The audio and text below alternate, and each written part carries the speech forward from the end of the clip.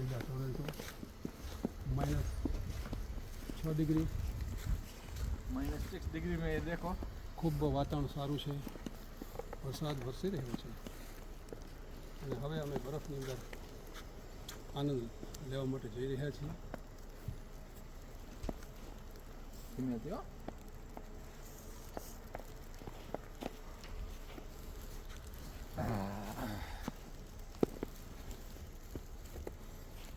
છે ઠંડી છે થોડી પણ વાંધો નહીં આવે કારણ કે શરીરમાં સામાન જે આપણું જળવાવું જોઈએ એ જળવાવા માટે એ આપણે થઈ ગયેલા છીએ